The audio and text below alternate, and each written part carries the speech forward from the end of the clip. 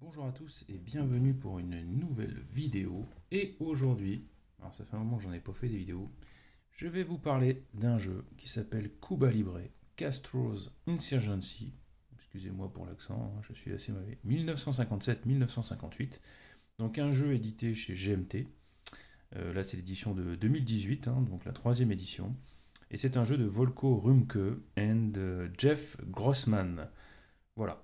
Donc, qu'est-ce que c'est comme jeu? Eh ben, c'est un jeu qu'on appelle un coin. Un coin, c'est quoi? C'est counter-insurgency. Voilà. Enfin, en gros, contre-insurrection, si vous voulez. En français, je pense que je suis bien meilleur.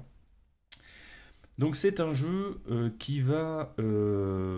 va revivre, en fait, la révolution cubaine dans un jeu d'affrontement complètement asymétrique où quatre factions vont se battre. Donc nous avons ici le Directorio, le mouvement du 26 juillet, le syndicat du crime, concrètement, et le gouvernement, qui vont s'affronter dans une lutte fratricide pour la conquête, tout simplement, le pouvoir au sein de cette très belle île qu'est Cuba.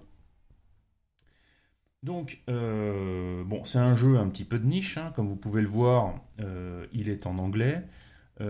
Sachez tout de même, avant que vous dites qu'en fait ce n'est pas du tout pour vous, que le jeu est traduit en français grâce à des gens formidables. Donc je les remercie. Je les remercie de pouvoir nous permettre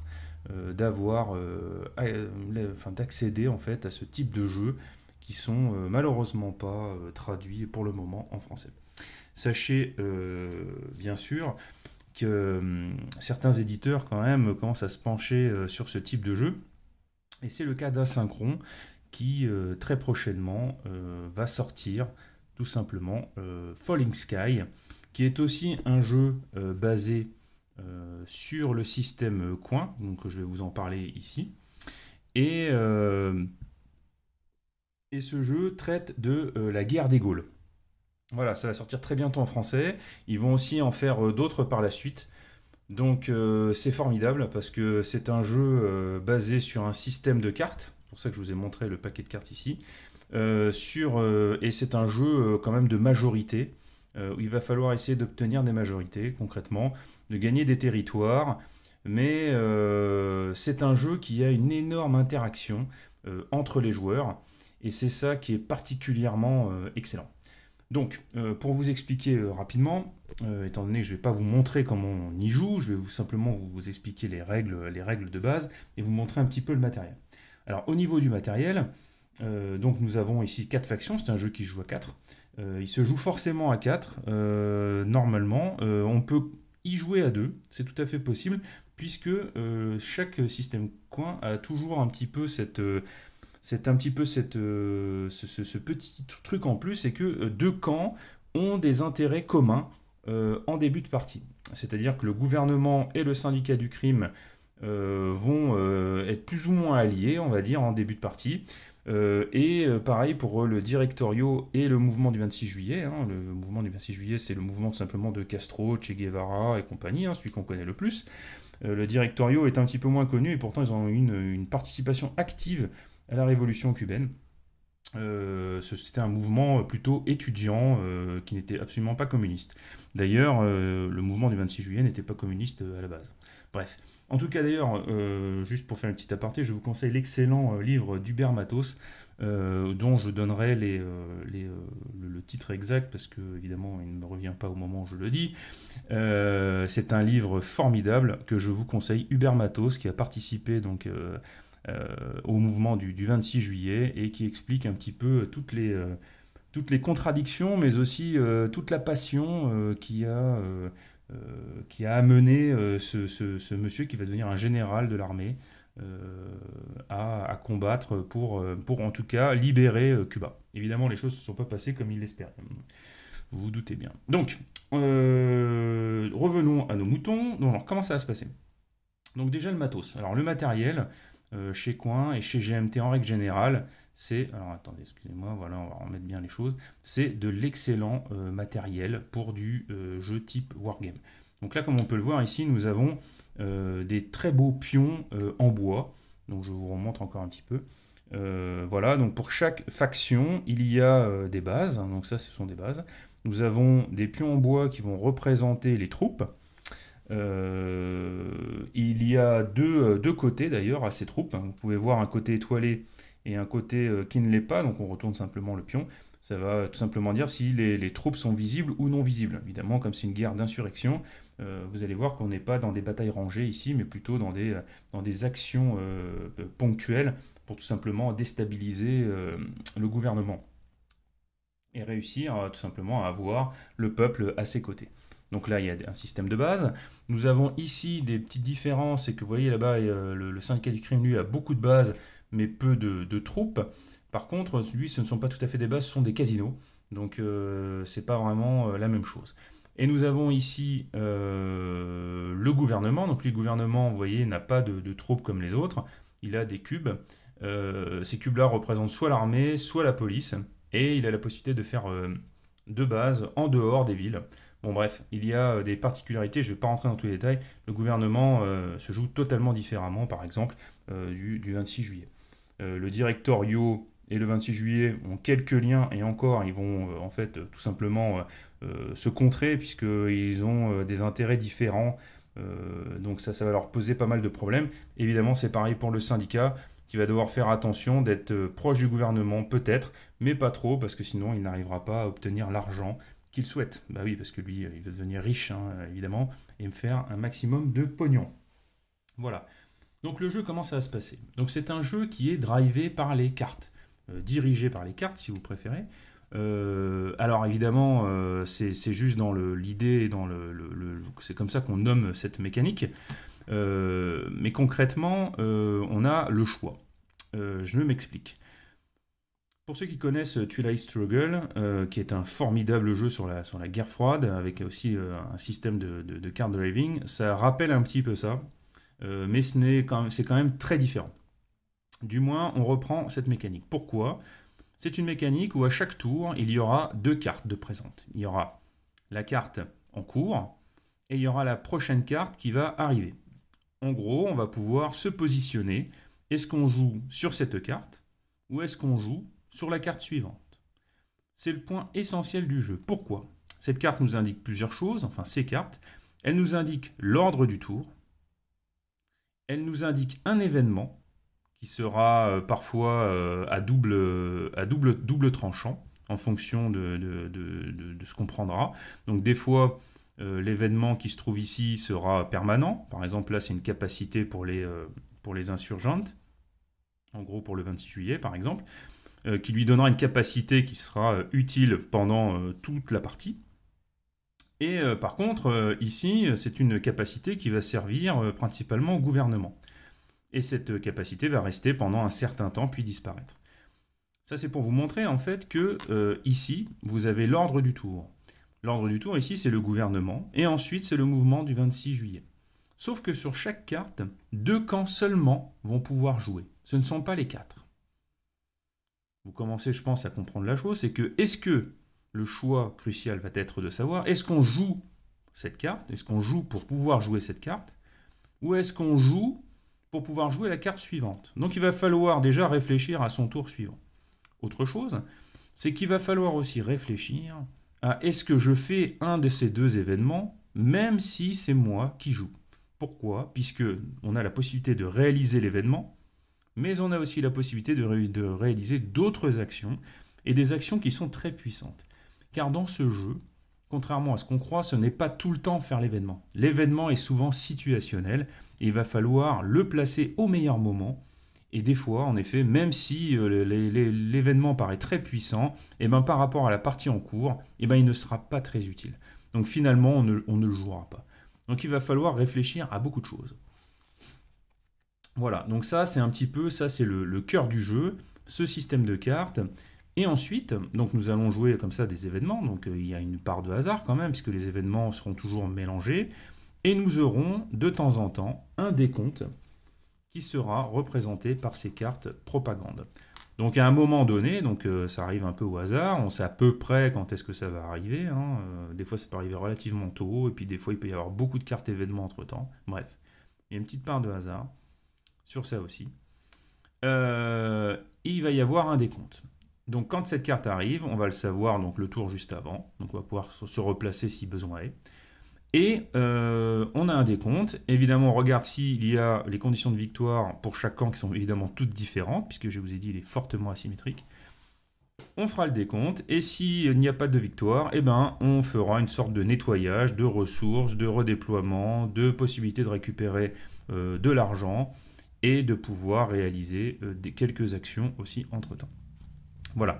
Et ensuite, on continue la partie jusqu'au dernier décompte. Et si au dernier décompte, il n'y a toujours pas de victoire automatique, et bien dans ces cas-là, il y a d'autres petites conditions de victoire en fonction du placement sur la carte.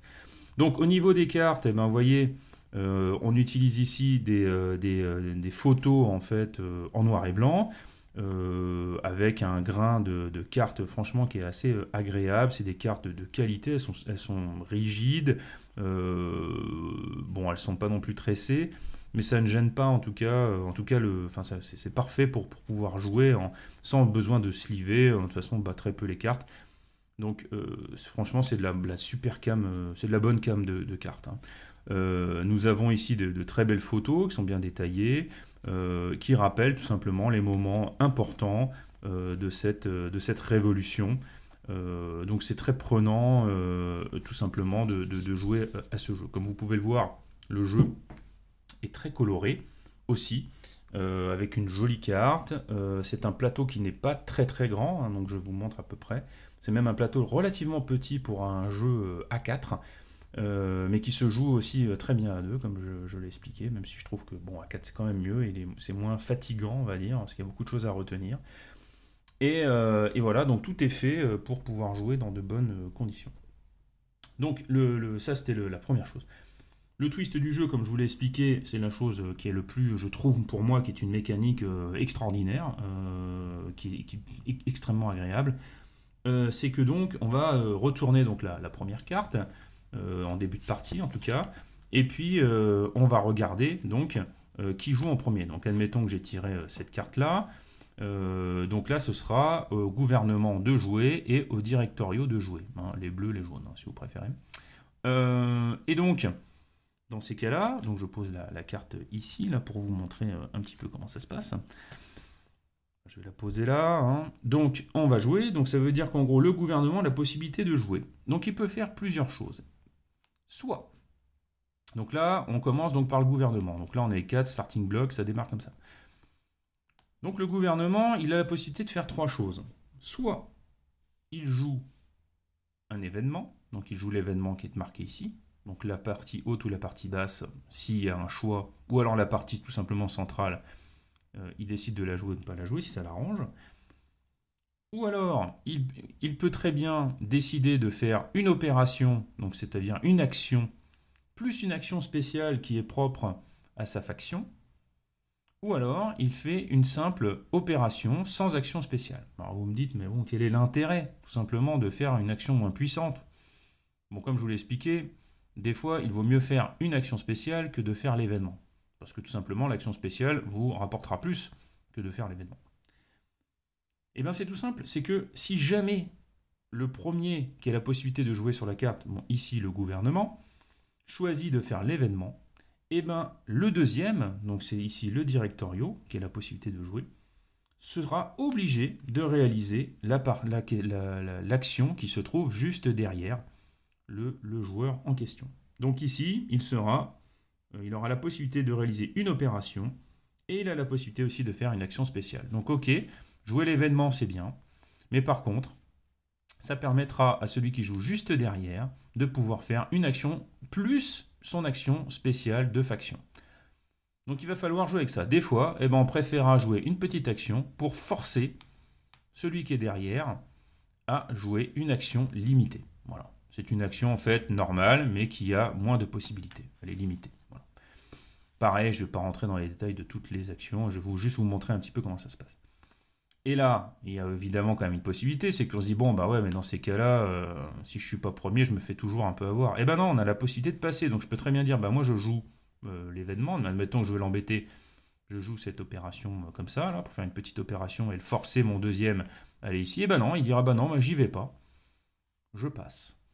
Et s'il passe, eh ben il va pouvoir gagner une ressource, et dans ces cas-là, sa faction sera éligible. Donc après, on regarde qui est derrière. Nous avons ici le vert, donc c'est-à-dire le syndicat. Est-ce que tu veux jouer quand même finalement derrière? Peut-être que ça va l'arranger de jouer, et il jouera. À la fin de la carte, une fois que les deux factions ont joué, alors évidemment il y a aussi cette possibilité que 3 passent, et bien dans ces cas-là, la carte est défaussée. On réalise, évidemment, on a réalisé les actions au moment de chaque joueur à poser son pion. Et bien dans ces cas-là, après, on passera à la deuxième. Donc qu'est-ce qui se passe? Les deux qui ont joué sont inéligibles, et ceux qui n'ont pas joué, tout simplement, pourront jouer au tour suivant. Voilà. Donc le tour du jeu va changer au fur et à mesure, et même si les cartes ici vous indiquent un ordre, et bien finalement l'ordre, et ben il va correspondre plutôt à ce que vont faire les joueurs. Et ça, c'est une mécanique qui est extrêmement agréable. Enfin, voilà pourquoi je vous conseille ce jeu. Tout simplement, même rien que pour cette mécanique qui est extrêmement agréable à jouer et qui est très fine dans l'approche du jeu. Là, autre chose, donc je vais vous parler quand même rapidement des actions qu'il est possible de réaliser. Donc ce système, je reviens sur le système coin. Donc ce système coin, il y a beaucoup de jeux qui ont été faits autour de ça. Je crois qu'il y en a 7 ou 8. Ils ont tous des particularités. Ça veut dire que, ok, c'est un système qui est identique, le système de cartes, le système de tours, le système d'événements, le système d'action. Par contre, c'est pas tout à fait les mêmes actions. Il y a des petites différences. Et surtout, alors là, je crois que c'est génial, c'est que c'est hyper thématique. Voilà. On est dans le thème ici. Et moi, c'est ce que je recherche dans le jeu. Et je le retrouve pas mal dans certains wargames qui font finalement des règles autour de ça pour que le thème soit au plus proche de la mécanique. Et là, franchement, c'est très très agréable de jouer à ce jeu. Donc, je vous montre un petit peu. Donc, je vais relever un petit peu la caméra. Donc, nous avons ici des petits livrets comme ça. Et donc, il y en a 4 pour chaque joueur qui rappellent tout simplement les actions de chaque faction, avec les conditions de victoire qui sont nécessaires pour gagner pour chaque faction. Donc chaque faction a des actions, des opérations normales, par exemple ici terreur, attaquer, marcher, faire un ralliement, et ils ont des habilités spéciales qui pourront combiner avec leurs actions normales. En général, c'est souvent améliorer une action d'attaque, améliorer une action de marche. Admettons par exemple, ici je suis le directorio, et ben ça me permettra, si je peux faire une action spéciale, de pouvoir faire une embûche. Donc c'est une attaque, mais ça sera plutôt une embûche. Et cette embûche me permettra de remporter plus facilement mon attaque sans avoir le hasard d'un lancer de dés. En sachant que ce hasard est tout à fait maîtrisable. Évidemment, il y a des actions qui sont plus faciles à faire que d'autres. Et là, vous avez quand même la possibilité de savoir si votre action a de grandes chances de réussir. Ça reste quand même un jeu thématique. Des fois, en effet, une attaque peut être ratée.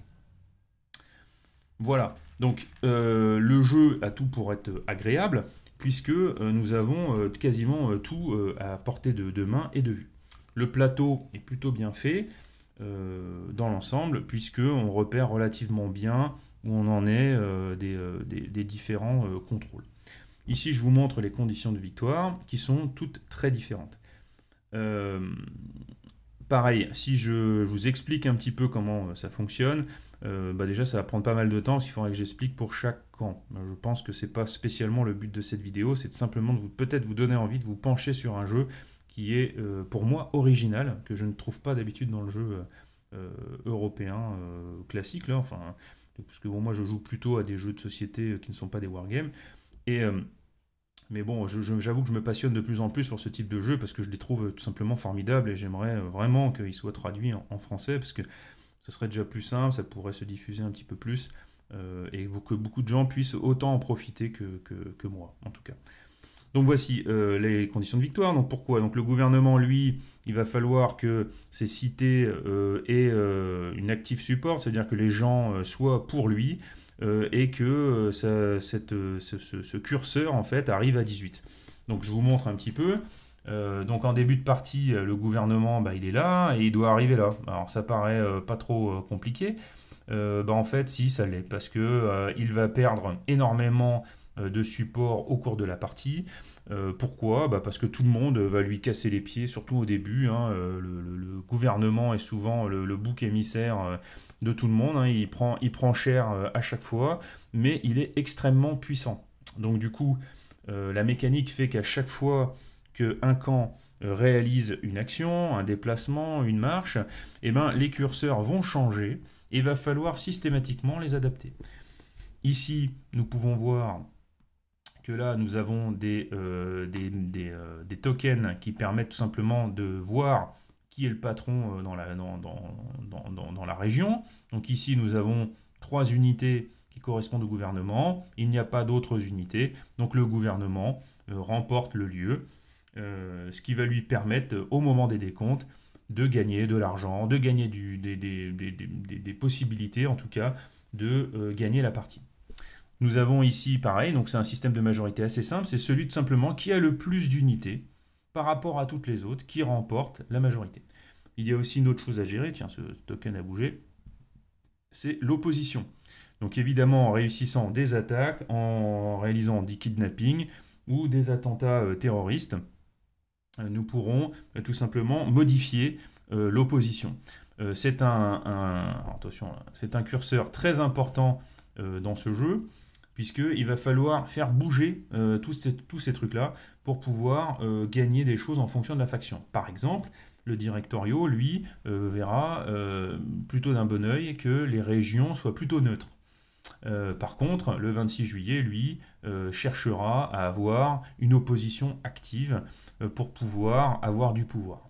Le gouvernement, lui, etc., essaiera évidemment d'avoir systématiquement l'aval du peuple, donc il va dépenser beaucoup d'argent pour pouvoir changer l'opinion en utilisant évidemment de la propagande. Et puis enfin, le syndicat, lui, va essayer d'utiliser les autres pour lui-même, donc ça il est un petit peu plus vicelard, c'est qu'il va essayer tout simplement d'avoir du pouvoir en ouvrant des casinos, en se faisant un petit peu protéger par les autres, en les payant, en les corrompant, et ainsi réussir à ouvrir le nombre de casinos qui lui sera nécessaire pour gagner la partie. Le gouvernement, lui, doit avoir l'aval des Américains, c'est pour ça qu'il doit avoir un total support, un support total de la population pour que les Américains continuent à lui donner de l'argent et qu'il puisse rester au pouvoir.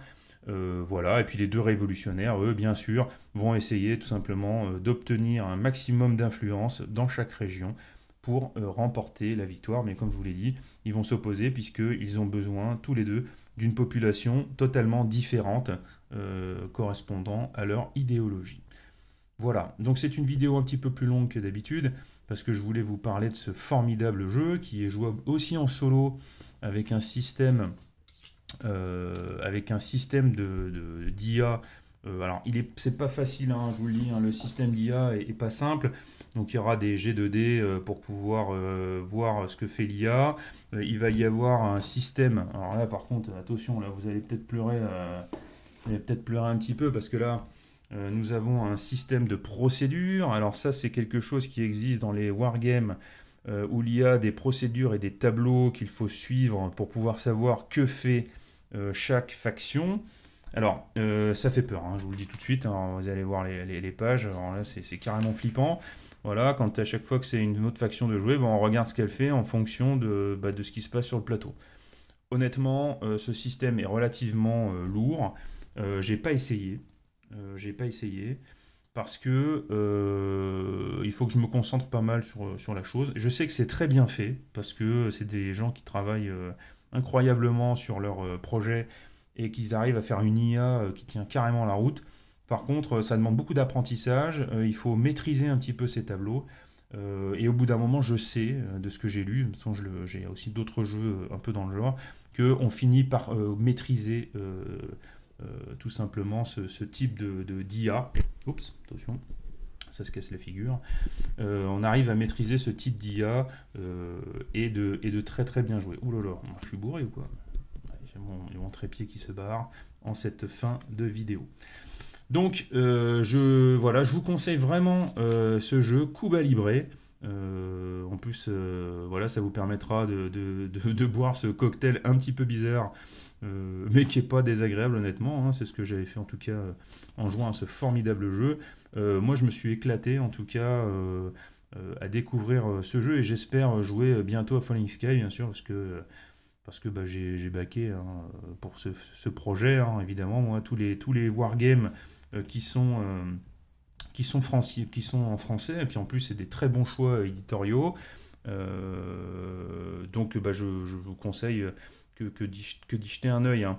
Donc, j'avais pas parlé aussi, c'est un jeu quand même qui est relativement long. Sur une partie à 4, il faut quand même compter 3 heures. Sur une partie normale. Ça peut être même un peu plus long si on décide de faire une partie plus longue. Par contre, c'est vraiment du bonheur, j'ai pas vu le temps passer.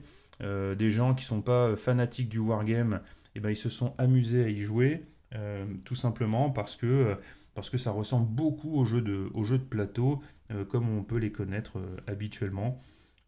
Voilà. Après l'anglais, au niveau de l'anglais, il y a quand même à savoir que le plateau est quand même, il y a des parties qui sont en anglais, beaucoup de choses sont rappelées. La règle est quand même entièrement traduite en français, ce qui permet totalement de jouer à ce jeu normalement. Bien sûr, vous pouvez même trouver les cartes traduites. Bon, moi ça me gonfle parce que j'ai pas envie de mettre des traductions et des sleeves sur ces cartes. Bon, j'ai un anglais assez moyen, mais j'arrive à me débrouiller à peu près à comprendre comment ça marche. Je dirais enfin que la dernière chose, la difficulté pour ce jeu, c'est de comprendre tout simplement ce que fait chaque camp, parce que chaque camp aura, des actions à faire. Et au début, on ne sait pas trop à quoi ça sert. Je fais cette action, mais ça va m'amener quoi? Comment je vais m'en rendre compte sur la fin? Voilà, on a un petit peu de mal au début à imaginer qu'est-ce que ça fait. Je dirais presque qu'il faut une première partie pour bien comprendre ça, et ensuite attaquer derrière, une fois qu'on a bien compris les tenants et les aboutissants de chaque action. C'est un jeu qui demande quand même un apprentissage, mais c'est vraiment que du bonheur.